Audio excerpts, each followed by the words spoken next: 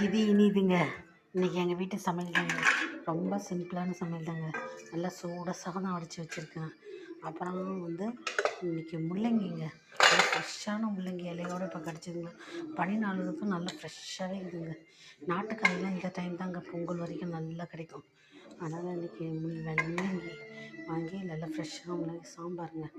அதுக்கப்புறம் ரசம், நல்ல மிளகு ரசம், வாழைக்காய் வறுவலுங்க வறுத்துருக்குங்க. இன்றைக்கி அவ்வளோதாங்க. கூட அப்பளம் மட்டும் பொறிக்க போகிறேங்க. சாப்பிட்றப்ப தாங்க நான் புடைப்பேன்.